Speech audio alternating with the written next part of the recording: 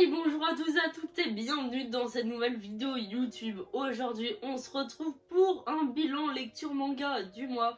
J'en ai lu à peu près une trentaine. Vous verrez, il y a deux grosses séries et il y a deux tomes simples que j'ai lus parce que c'était des nouveautés. Ce mois-ci, je me suis surtout focalisée sur une série que je vais vous présenter juste après. Si vous voulez savoir quand sera le résultat du concours de l'achat manga et de la mangatech, celui de l'achat manga, ce sera dans la prochaine vidéo et la mangatech, je pense que ce sera dans 2-3 semaines. Dites-moi si vous aimez bien ce genre de format de bilan manga parce que c'est vrai que sur la chaîne, j'en fais pas beaucoup donc ça peut être sympa à faire une fois tous les mois peut-être. Donc je vous laisse pas plus attendre, on va commencer avec la grosse lecture du mois et c'est de l'édition Kazé, donc c'est parti.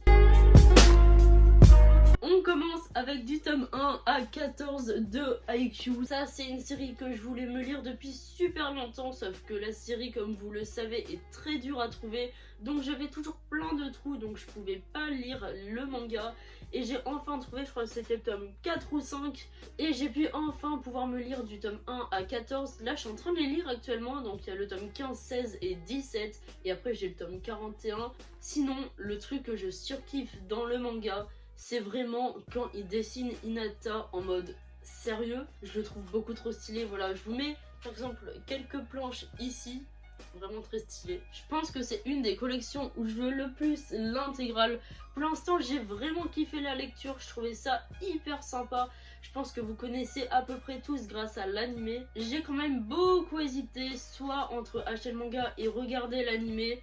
J'ai vu des planches, je me suis dit allez, je me lance dans la série, dans le manga. Après ça m'empêche pas de regarder l'anime également. Alors au début du manga c'était quand même assez difficile à lire, ça me prenait entre 55 minutes voire 1h15 à lire un seul tome. Mais là par exemple le dernier tome que j'ai lu, donc c'était le tome 14, ça m'a pris 30-25 minutes. Quand tu t'accroches bien à l'histoire et aux personnages, normalement tu vas lire beaucoup plus rapidement le manga. Sinon, je surkiffe le manga, c'est un de mes premiers mangas de sport. Enfin, j'ai juste Slam Dunk et Blue Lock, c'est mes 3 seuls mangas de sport.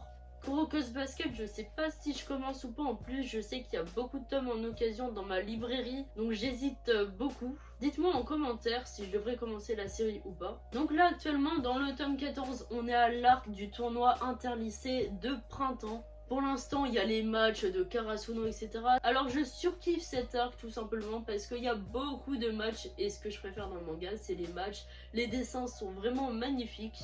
Donc là, niveau histoire, au tome 14, donc à la fin, ça va vous spoil, donc avancez de 10 secondes, voilà, je vais faire juste un petit truc. Donc Karasuno a gagné le match contre je sais plus qui. Et on va assister au match de Aoba Jasai et Date Kogyo. Si j'arrive à le prononcer, c'est très dur. Sinon, personnellement, dans les autres tomes qui m'attendent, j'attends juste une chose.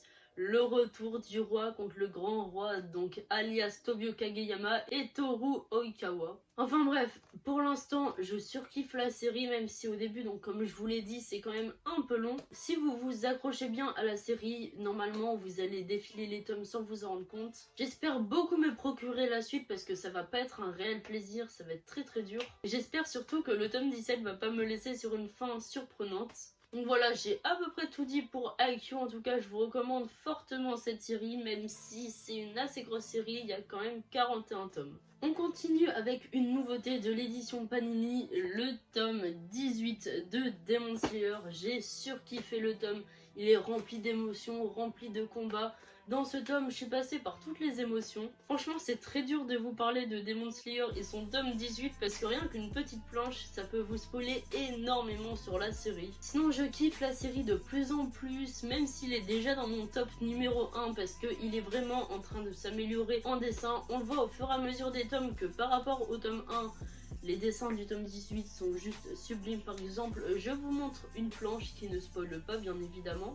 Ouais, bon, en fait, après réflexion, j'ai un peu regardé, mais chaque planche spoil, donc je vais éviter de vous en montrer. Alors là, donc, je vais raconter un peu l'histoire qui se passe dans le tome. Donc, ceux qui sont pas à jour ou qui ont pas envie d'être spoil, avancez de 10-20 secondes. Donc là, dans le tome, il y a beaucoup de combats. Il y aura le combat avec donc Akaza contre Tomioka et Kamado. Le combat est vraiment très stylé. Tanjiro, vraiment, je trouve qu'il est en train de s'améliorer de tome en tome. Et ensuite, vers la fin du tome, on va avoir un excellent combat de Kanae et Inosuke qui vient se rajouter, et ça j'ai vraiment apprécié, contre le pilier qui a malheureusement tué son maître qui était Shinobu Kochu. Elle fait ce combat pour la venger. On sait pas la suite encore de ce combat, il y a encore Inosuke et Kanae qui se combattent. J'ai vraiment hâte que le tome 19 sorte, donc on peut même voir la couverture, c'est ça qui est bien, à chaque fin de tome de Demon Slayer, il y a la prochaine couverture.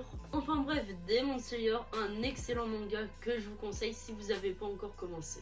Ensuite on continue avec l'intégrale d'une série que je me suis lue, Iruma à l'école des démons, donc du tome 1 à 8.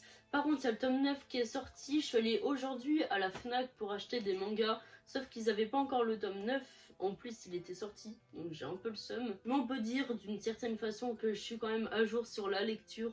Iruma à l'école des démons, au tome 1, 2, 3, j'étais vraiment pas hype. Mais par contre, à partir du tome 4, j'ai vraiment été hype par la série et ça m'a donné envie de lire tous les autres tomes. Donc d'une seule traite, je me suis lu du tome 4 à 8. Pour vous dire à quel point je me suis accrochée à la série. J'ai pas forcément de choses à dire sur la série. Cette série n'est pas très connue, je vous conseille également l'anime qui est juste excellent et très très drôle. Donc vu que le manga n'est pas très connu, je vous lis le synopsis. Un jour, le jeune Iruma devient, bien malgré lui, le petit-fils adoptif d'un papy démon excentrique.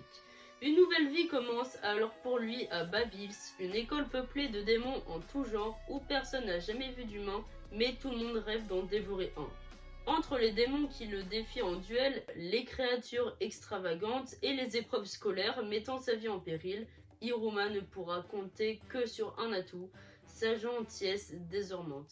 Mais comment un humain au bon cœur va-t-il pouvoir survivre dans cet enfer? Alors moi perso je vous conseille les deux, le manga et l'anime. Je trouve que l'anime est plus drôle et le manga je me suis plus attachée et j'ai préféré. Pour ceux qui sont intéressés, voici une petite planche. Donc là j'ai vraiment hâte de lire le tome 9 parce que le tome 8 m'a laissé sur une fin assez surprenante. D'ailleurs, si je me trompe pas, l'anime est plus avancé sur le manga. Donc c'est écrit par Osamu Nishi. J'espère vous avoir donné envie de lire ce manga.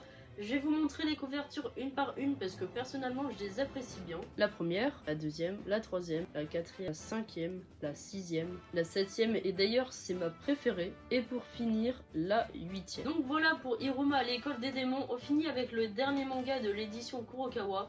C'est le tome 1 de Goblin Slayer. Alors par contre, à ce qui paraît, l'anime est beaucoup mieux que le manga, donc pourquoi pas tester. Par contre, mis à part le scénario, je trouve que les dessins sont vraiment très stylés. Je vous montre une petite planche tout de suite. La voici. Donc voilà, j'ai rien d'autre à dire sur Goblin Slayer. Donc c'était le dernier manga de cette vidéo. Donc c'est fini, j'espère que cette vidéo vous a plu. Si c'est le cas, n'hésite pas à mettre un petit like, t'abonner avec la cloche pour être prévenu dès qu'une nouvelle vidéo sort. Et mettre un petit commentaire pour me dire ce que tu as lu également pendant ce mois-ci. Bien sûr, une vidéo tous les dimanches à 18 h. Par contre, la partie 2 de la Mangatech, ça va être très dur à tourner et à monter parce que je suis en période scolaire, je rentre en 3ème, donc il y a la pression du brevet, je suis dans une école qui est quand même assez dure, donc je vous promets pas de la sortir très bientôt. Enfin, je vais essayer de faire mon maximum pour la sortir le plus vite que possible.